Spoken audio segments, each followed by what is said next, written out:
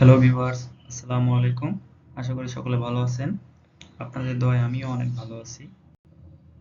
তো আজকে থেকে আমরা প্র্যাকটিক্যালি কোড করা শুরু করব।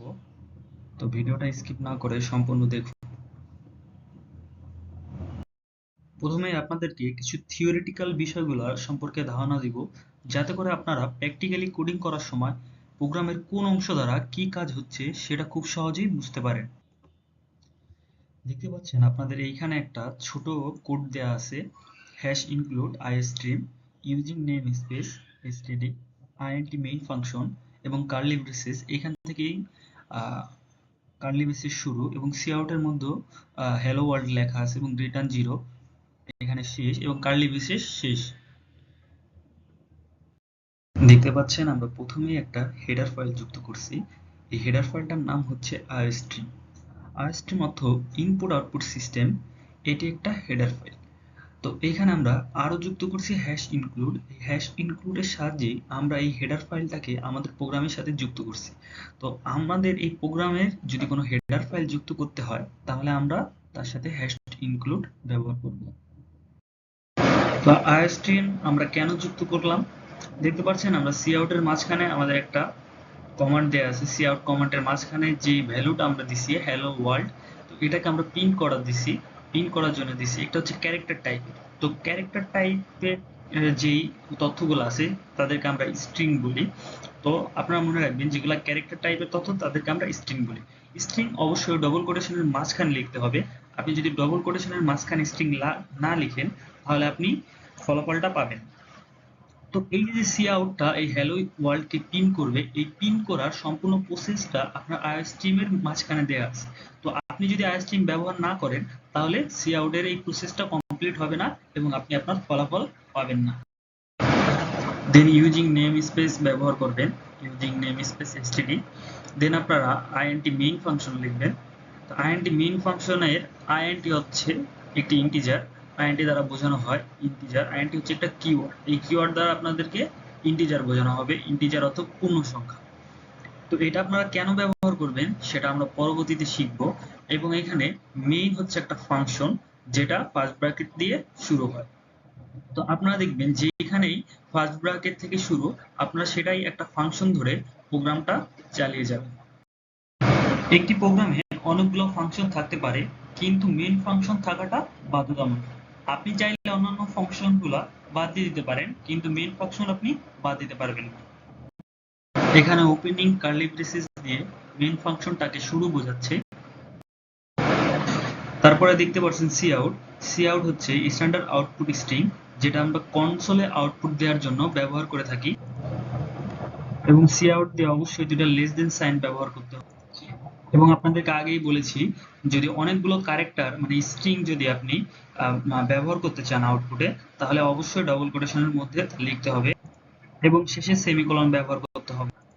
কারণ আপনি যদি সেমিকোলন ব্যবহার না করেন, তাহলে সেটা লাইনের শেষ বোঝাবে না। কারণ সেমিকোলন হচ্ছে একটা লাইনের শেষ বোঝানোর জন্য আমরা ব্যবহার করি।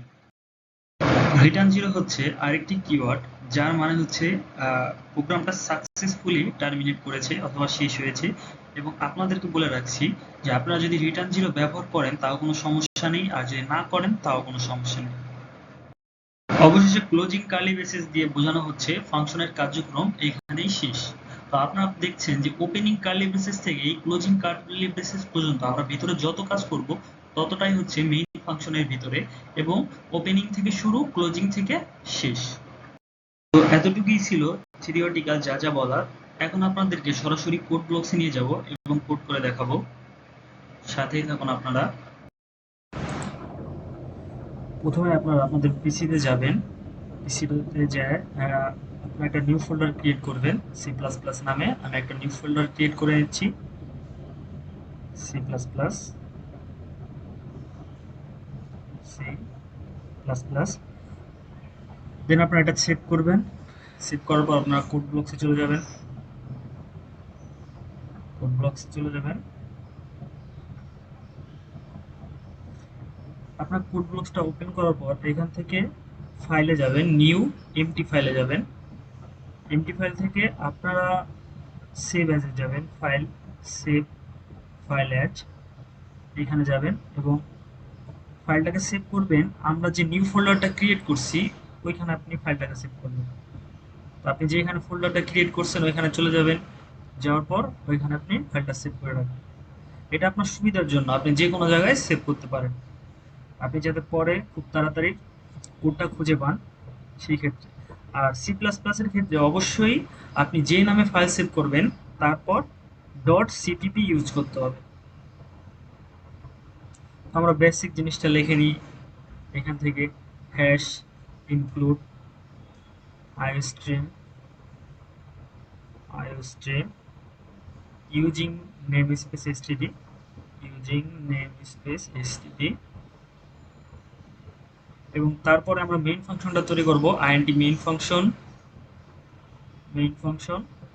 এবং ফাংশন শুরুটার মধ্যে একটা জিনিস প্রিন্ট করব, তার নাম দিব হচ্ছে ধরেন বেসিক অথবা আকাশ। এটা অবশ্যই ডবল কোটেশনের মধ্যে লিখতে হবে, কারণ আমরা জানি আমরা যাকে প্রিন্ট করতে চাই তাকে আমরা ডবল কোটেশনের মধ্যে লিখে, আপনি যদি ডবল কোটেশনের মধ্যে না লেখেন তাহলে এটা প্রিন্ট হবে না। তারপর হচ্ছে রিটার্ন 0 আপনি শেষ করবেন।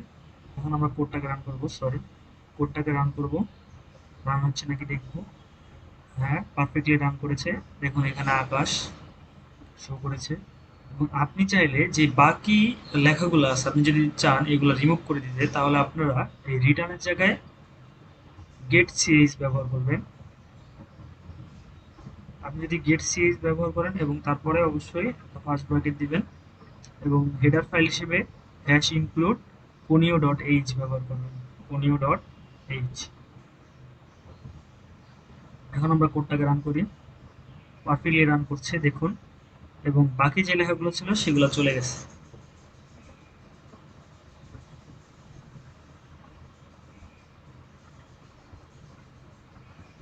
এখন আপনি এখানে কিছু পরিবর্তন করতে পারেন, আমরা একইভাবে আকাশ কুমার দাস প্রিন্ট করব, প্রিন্ট হয় কিনা দেখবো, পারফেক্টলি প্রিন্ট করতেছে।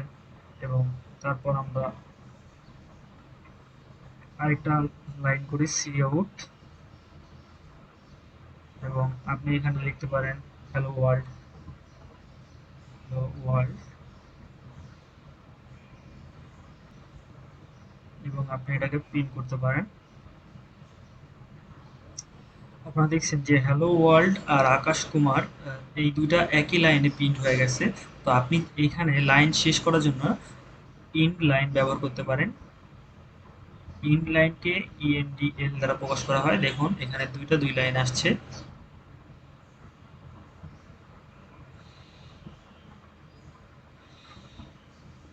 তো আজকের ভিডিও এই পর্যন্তই থাকবে, আশা করি সকলে ভালো থাকবেন। ইনশাল্লাহ আমিও ভালো থাকবো, আপনার জন্য দোয়া করবেন এবং আপনার চ্যানেলটাকে সাবস্ক্রাইব করবেন এবং বেল আইকনটাকে অন করে রাখবেন, যাতে আপনার পরবর্তী ভিডিও আপলোড দিলে আপনার কাছে সবার আগে পৌঁছে যায়। ধন্যবাদ।